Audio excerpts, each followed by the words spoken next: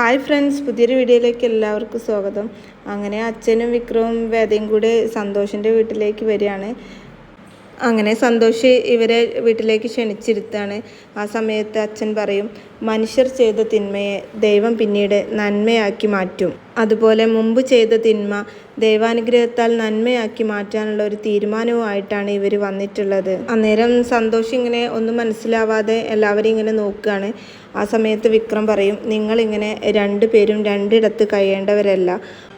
അപ്പോൾ അച്ഛൻ പറയുകയാണ്, ഇവിടുത്തെ തിരുമേനിയോട് ഞാൻ കാര്യങ്ങൾ സംസാരിച്ചോളാം. അന്ന് നടക്കാതിരുന്ന താലികെട്ട് ഇവിടെ വെച്ച് ഇവരുടെ സാന്നിധ്യത്തിൽ നമ്മൾക്ക് നടത്താം എന്നൊക്കെ. എന്ത് പറയുന്നു എന്ന് അച്ഛൻ ചോദിക്കുമ്പോൾ സന്തോഷം ഇങ്ങനെ വിശ്വസിക്കാനാവാതെ എല്ലാവരെയും തന്നെ ഇങ്ങനെ നോക്കുകയാണ്. അപ്പോൾ അച്ഛൻ വീണ്ടും ചോദിക്കും, എന്താ വിശ്വസിക്കാൻ പറ്റുന്നില്ലേ? അപ്പോൾ സന്തോഷ് പറയാണ്, അവളെ വിളിച്ചിറക്കി കൊണ്ടുവരിക എന്നുള്ളത് അത്ര എളുപ്പമുള്ള കാര്യമല്ല. മാത്രമല്ല ഇപ്പം അവളായിട്ട് ഒരു കോണ്ടാക്റ്റും ഇല്ല, നമ്പറൊന്നും എൻ്റെ കയ്യിലില്ല. അതൊന്നും ഓർത്ത് ടെൻഷൻ ആവണ്ട, ശ്രീലക്ഷ്മിയെ ഇങ്ങോട്ട് എത്തിക്കല്ലേ വേണ്ടു, അത് ഞാൻ ഏറ്റു എന്ന് വിക്രവും പറയും. കൂടെ വേദ പറയും, ശ്രീലക്ഷ്മിയുമായിട്ടുള്ള ഒരു ജീവിതം സ്വപ്നം കണ്ട് നടന്നതല്ലേ, അതില്ലാതാക്കിയ ആൾ തന്നെ അത് തിരുത്തുന്നു. അത് തിരുത്താനൊരു അവസരം നൽകി എന്ന് കരുതിയാൽ മതി. അന്നേരം അച്ഛൻ പറയാണ്, പക്ഷേ വിക്രം, ഒരു തരത്തിലുള്ള അക്രമപ്രവർത്തനവും പാടില്ല. വേദ ഇവിടെ കാത്തിരിക്കുകയാണ് എന്നുള്ള ഓർമ്മ വേണം. ഇല്ലച്ചോ, ഞാനായിട്ടൊന്നും ചെയ്യും. വേദ പറയും, ഇങ്ങോട്ട് വന്നാലും ഒഴിഞ്ഞു മാറാൻ നോക്കണം. ശരി, സമ്മതിച്ചു എന്ന് വിക്രവും പറയാണ്.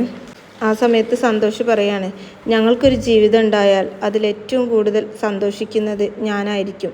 അതിൽ നിങ്ങളോട് ഞാൻ ഏറ്റവും കൂടുതൽ കടപ്പെട്ടിരിക്കും. അപ്പോൾ വിക്രം പറയാണ്, കടപ്പാടിൻ്റെ കാര്യമൊക്കെ അവിടെ നിൽക്കട്ടെ, അത് നമ്മൾ നടത്തിയിരിക്കും, അതിൽ സംശയമൊന്നും വേണ്ട. ദൈവം യോജിപ്പിക്കാൻ തീരുമാനിച്ചിട്ടുണ്ടെങ്കിൽ മനുഷ്യർക്ക് പിരിക്കാനാവില്ല കുഞ്ഞെ എന്ന് അച്ഛനും കൂടെ കൂട്ടിച്ചേർക്കും. പിന്നീട് കാണിക്കുന്നത്, മുമ്പ് ജോബി വിളിച്ചു വരുത്തിയ പോലീസുകാരൻ മലമുകളിൽ ജോബിയെ കാത്തു നിൽക്കുന്നതാണ്. അങ്ങനെ ജോബി ബൈക്ക് എടുത്ത് അവിടേക്ക് വരുന്നുണ്ട്. പോലീസുകാരൻ്റെ അടുത്തേക്ക് ഇറങ്ങി ചെല്ലുകയാണ്. എന്നിട്ട് ജോബി പറയാണ്, ഇന്നും കൂടി സാറിനെ കണ്ടിട്ടില്ലെങ്കിൽ ഞാൻ പോലീസ് സ്റ്റേഷനിലേക്ക് അങ്ങോട്ട് വരാൻ നിൽക്കുകയായിരുന്നു. അപ്പം സാറ് പറയും, ഞാൻ താൻ പറഞ്ഞ ആ കേസിനെ കുറിച്ച് അന്വേഷിച്ചു, എന്നിട്ട് ആ കേസ് കൊടുത്ത ആൾ തന്നെ ആ കേസ് അങ്ങ് പിൻവലിച്ചു. ആര്? ആ MLA വാസവൻ. അയാളുടെ മകൻ്റെ മരണത്തിന് കാരണക്കാരനായ വിക്രം സുധാകരന് എതിരെ കൊടുത്ത കേസ് പിൻവലിച്ചു എന്ന്. ആണോ? മാത്രമല്ല ഇപ്പം വിക്രമിനെതിരെ ഒരു കേസും ആ സ്റ്റേഷനിൽ നിലവിലില്ല എന്നൊക്കെ ഇങ്ങനെ പോലീസുകാരൻ പറയുകയാണ്. ഇലക്ഷൻ പ്രചരണത്തിനിടയിൽ ഇവരുടെ തലയിൽ കെട്ടിവെക്കാൻ വേണ്ടിയിട്ട് ആരോ മനഃപൂർവ്വം ചെയ്തതാ എന്നിങ്ങനെ പോലീസുകാരൻ പറയുകയാണ്. അപ്പോൾ ജോബി ചോദിക്കും, കേസില്ലെങ്കിൽ ഇവർ പിന്നെ എന്തിനാണ് ഒളിച്ചു പോകുന്നത്? അപ്പോൾ അയാൾ പറയാണ്, അവർ വരുന്ന സമയത്ത് കേസ് നിൽപ്പുണ്ടായിരുന്നു, പിന്നീടാണ് ആ കേസ് പിൻവലിച്ചത്. ഇവരെ കണ്ടുപിടിക്കാൻ വേണ്ടി പോലീസുകാർ വീട്ടുകാരെ വേട്ടയാടാൻ തുടങ്ങിയപ്പോൾ വാസവൻ തന്നെ നേരിട്ട് സ്റ്റേഷനിലെത്തി കേസ് പിൻവലിച്ചതാണെന്നാണ് അറിയാൻ കഴിഞ്ഞിട്ടുള്ളത്. അപ്പോൾ ജോബി ചോദിക്കും, അങ്ങനെയാണെങ്കിൽ ആ വീഡിയോ ഇവന് പോലീസ് അന്വേഷിക്കുന്ന പ്രതിയാണെന്ന് നാട്ടുകാരെ ബോധ്യപ്പെടുത്താൻ വേണ്ടിയിട്ട് വേറെ ആരെങ്കിലും ചെയ്ത പണിയാവാം. അപ്പോൾ ജോബി ചോദിക്കും, വേറെ ആര്? അത് കണ്ടുപിടിക്കേണ്ടത് എൻ്റെ ഡ്യൂട്ടിയല്ല, മാത്രമല്ല എനിക്കതിനുള്ള സമയമില്ല. ഇത്രയും ചെയ്ത് തന്നെ കൊണ്ട് കുറേ ഉപകാരം ഉണ്ടെന്ന് ഉള്ളത് കൊണ്ട് മാത്രമാണ് എന്നൊക്കെ പോലീസുകാരൻ പറയാണ്. പിന്നെ അത്യാവശ്യം തരികിട ഉണ്ടെന്നറിയാതെ ഈ തൊഴിലാളികളെ മുഴുവൻ പറ്റിച്ച് താൻ ആ ക്യാഷ് മുഴുവൻ വിഴുങ്ങിക്കൊണ്ടിരിക്കുകയാണെന്നുള്ള കാര്യം ഞാൻ ഈ അടുത്താണ് മനസ്സിലാക്കുക. അപ്പോൾ ജോബി പറയും, സാറേ അതല്ലല്ലോ ഇവിടുത്തെ കാര്യം. അപ്പോൾ സാറ് പറയാണ്, കമ്പനിയുടെ പരാതി പോലീസ് സ്റ്റേഷനിൽ വന്നിട്ടുണ്ട്. അറസ്റ്റിനുള്ള സമ്മർദ്ദം ഉണ്ടായാൽ എനിക്ക് മൂവ് ചെയ്യേണ്ടി വരും. ജാമ്യം എടുക്കാനുള്ള വഴി നോക്കിക്കോ വേഗം. അപ്പോൾ സാറിന് അവർക്കെതിരെ ഒന്നും ചെയ്യാനില്ലല്ലേ?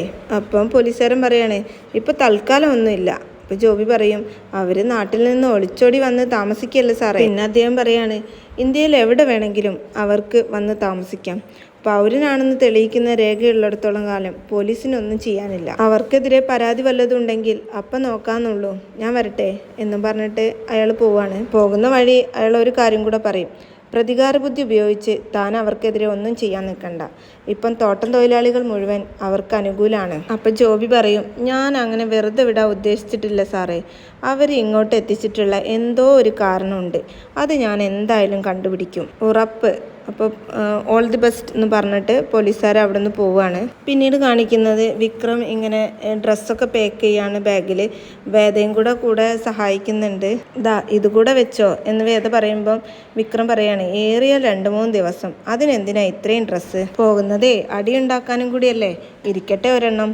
അപ്പം വിക്രം ഇങ്ങനെ ചിരിച്ചിട്ട് പറയാണ് ആരും അറിയാതെ ഒരു പൂച്ചയെ കൊത്തിക്കൊണ്ടുവരുന്ന പോലെ ഞാൻ സന്തോഷിനെ അവളെ കൊണ്ട് ഏൽപ്പിക്കും. അതാണ് പ്ലാൻ എന്ന് വിക്രം പറയുമ്പം വേദ പറയാണ് കാര്യം ഇങ്ങനെയൊക്കെ ചെയ്യണമെന്ന് പറഞ്ഞത് ഞാനാണെങ്കിലും ഇപ്പം അത് അടുത്ത് വന്നപ്പം എനിക്ക് എന്തോ ഒരു വല്ലാത്തൊരു ടെൻഷൻ. അപ്പോൾ വേദ ഇങ്ങനെ സങ്കടത്തോടു കൂടി പറയാണ് എനിക്ക് പേടിയേക്കാൾ കൂടുതൽ ടെൻഷനാണ് വിക്രം.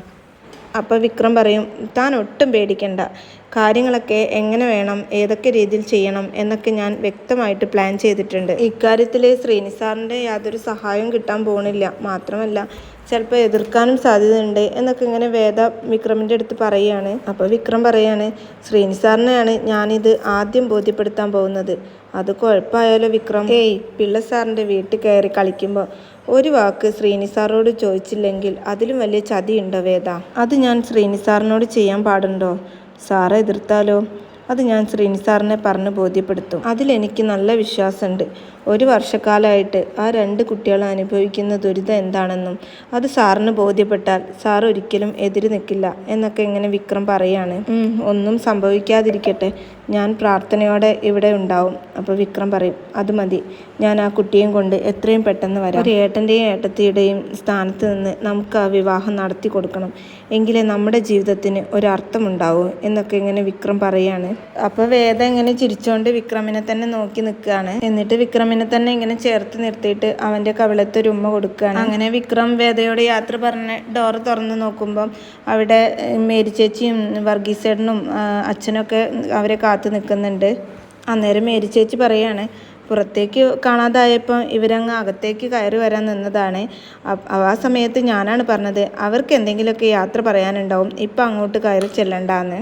അപ്പോൾ അച്ഛൻ പറയാണ് മേരി ഒരുപാട് കഥകൾ വായിക്കുന്നതുകൊണ്ട് ഇത്തരം സന്ദർഭത്തെ പറ്റി നല്ല ഔചിത്യബോധം കാണും. അതെന്നെ അച്ചോ, കഥ വായിക്കുന്നതുകൊണ്ട് ഉപകാരം ഉണ്ടെന്ന് ഇപ്പോഴെങ്കിലും തോന്നിയല്ലോ. ഇതാ ചാവി എന്ന് പറഞ്ഞ് വർഗീസ് ചാവി കൊടുക്കുമ്പോൾ പറയും കൂടെ ആരും വേണ്ടെന്നല്ലേ പറഞ്ഞത്? വേണ്ട വർഗീസ് ട്ടാ, ഞാൻ ഒറ്റയ്ക്ക് മതി എന്ന് വിക്രം പറയും. പിന്നെ സന്തോഷിനോടായിട്ട് വിക്രം പറയാണ് പരമാവധി 3 ദിവസം, അതിനിടയിൽ ഞാൻ ശ്രീലക്ഷ്മിയും കൊണ്ടുവരും. ഒരിക്കൽ അമ്പലത്തിൽ വെച്ച് മുടങ്ങിയ താലി നമ്മൾ വീണ്ടും സന്തോഷ് ശ്രീലക്ഷ്മിയുടെ കഴുത്തിൽ ചാർത്തും. ആ സമയത്ത് മേരി ചേച്ചി പറയാണ് മോനെ, ഞാൻ എൻ്റെ ഫോണ് വേദയുടെ കയ്യിൽ കൊടുക്കുന്നുണ്ട്, എന്തെങ്കിലും ആവശ്യമുണ്ടെങ്കിൽ മോന് ആ നമ്പറിൽ വിളിച്ചാൽ മതി. ഓ അത് നന്നായി ചേച്ചി എന്ന് വിക്രം പറയും. പിന്നെ അച്ഛൻ പറയാണ് വിക്രം വരുന്നത് വരെ മേരി ഇവിടെ വേദയുടെ കൂടെ നിന്നോട്ടെ. വേണ്ട അച്ചോ, മേരി ചേച്ചി പോയിക്കോട്ടെ, ഞാൻ ഒറ്റയ്ക്ക് നിന്നോളാം. അത് വേണ്ട, വയ്യാത്തൊരാൾ കൂടെ ഉള്ളതല്ലേ, അപ്പോൾ ഒരാൾ സഹായത്തിനുണ്ടാവുന്നത് നല്ലതാണ്.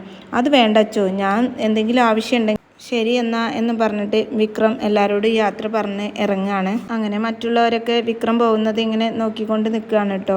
പിന്നീട് കാണിക്കുന്നത് ജോസഫും രാജേട്ടനും കൂടെ അവരുടെ വീട്ടിലേക്ക് വരികയാണ്. അപ്പോൾ അവിടെ ഒരു ജീപ്പ് നിർത്തിയിട്ടത് കണ്ടിട്ട് അവർ പറയാണ് ഇതേതാ ഒരു പുതിയ ജീപ്പ്, മാത്രമല്ല വാതിൽ തുറന്ന് കിടക്കുന്നുണ്ടല്ലോ എന്ന് പറഞ്ഞിട്ട് അവർ അകത്തേക്ക് കയറി നോക്കുകയാണ്. അപ്പോൾ അകത്തേക്ക് കയറി വരുമ്പോഴാണ് വിക്രം അവിടെ കട്ടിലിൽ കിടന്നിറങ്ങുന്ന കാഴ്ച കാണുന്നത്. അത് കണ്ടിട്ട് അവർക്ക് ഒരുപാട് സന്തോഷമാവാണ്. അങ്ങനെ വിക്രമിനെ വിളിച്ചുണർത്തുന്നുണ്ട്.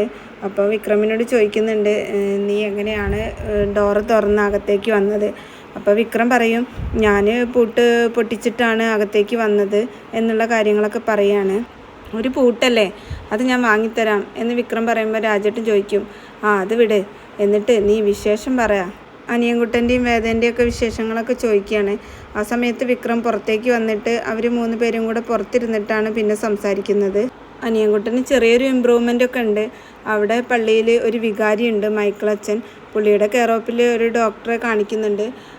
ചെറിയൊരു മാറ്റമൊക്കെ കാണുന്നുണ്ട്. അപ്പം ജോസഫ് ചോദിക്കും വേദ എവിടെ? അവളവിടെ തന്നെ ഉണ്ട്. അപ്പോൾ രാജേട്ടൻ ചോദിക്കുകയാണ് എവിടെ? മലയിലോ? ഞാനൊരാവശ്യത്തിന് വന്നതല്ലേ, നാളെ കഴിഞ്ഞ് തിരിച്ചു പോകണം. അപ്പം നീ നാട്ടിലേക്കില്ലേ എന്ന് രാജേട്ടൻ ചോദിക്കുകയാണ് കേട്ടോ. അന്നേരം ജോസഫ് പറയാണ് എന്നാൽ പിന്നെ നീ തിരിച്ചു പോയിട്ട് വേദയും അനിയൻകുട്ടനെയും കൂട്ടിയിട്ട് തിരിച്ചു പോരാൻ നോക്കടാ. അപ്പം രാജേട്ടൻ പറയും അതെ, വാസവൻ പരാതി പിൻവലിച്ചു, ഇപ്പം നിനക്കെതിരെ ഒരു കേസും ഇല്ല.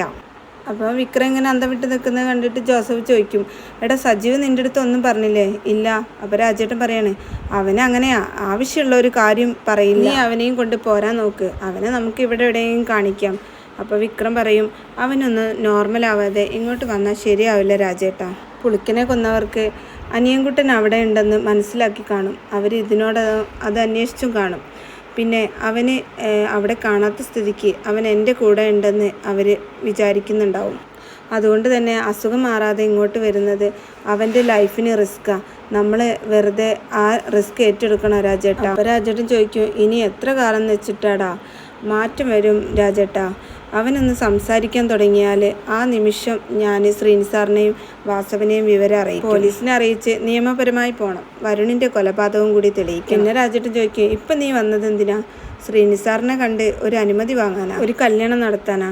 എന്ത്? അത് രാജേട്ടാ, നമ്മളെല്ലാവരും കൂടെ മുടക്കിയ കല്യാണം നമ്മളെല്ലാവരും കൂടെ തന്നെ നടത്തി കൊടുക്കുന്നു. അപ്പോൾ അവർക്ക് കാര്യങ്ങളൊന്നും മനസ്സിലാവണില്ല. ആ സമയത്ത് വിക്രം നടന്ന കാര്യങ്ങളൊക്കെ പറയാണ്. ആ കല്യാണം മുടക്കിയ പയ്യനായ സന്തോഷാണ് ഇപ്പം തോട്ടത്തിലെ ടീ എസ്റ്റേറ്റിലെ മാനേജർ എന്നുള്ള കാര്യങ്ങളൊക്കെ അവരുടെ അടുത്ത് സംസാരിക്കുകയാണ്. അതിന് ശ്രീനിസാർ ഇതിന് സമ്മതിക്കുന്നതെന്ന് നിനക്ക് തോന്നുന്നുണ്ടോ?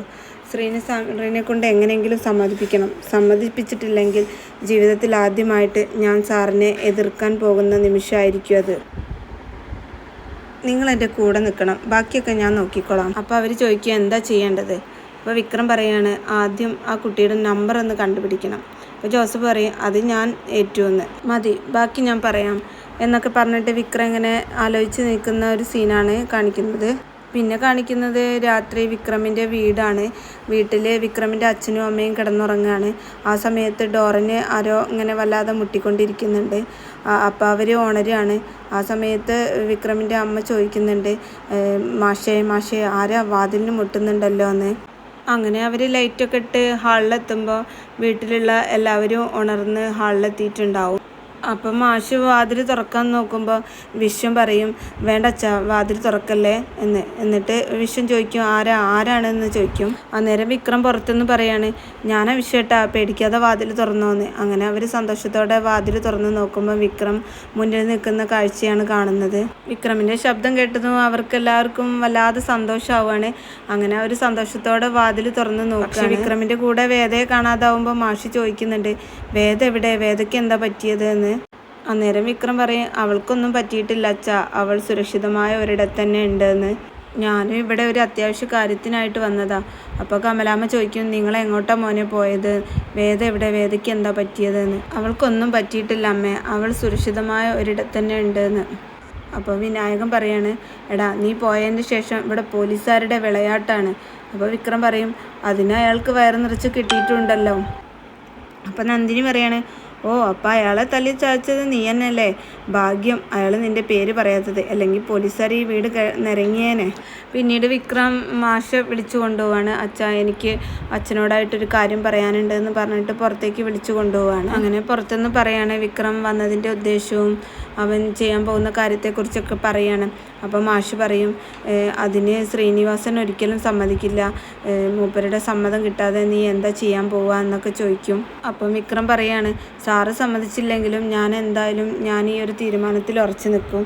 അതിന് ഞാനിങ്ങനെ ഒരു കാര്യം ചെയ്യാൻ പോകുന്നതിന് മുമ്പ് എനിക്ക് അച്ഛനെ ഒന്ന് അറിയിക്കണം എന്ന് തോന്നി. അച്ഛന് ഇക്കാര്യം ആരുടെ അടുത്തും പറയരുത് എന്നൊക്കെ പറയാണ്.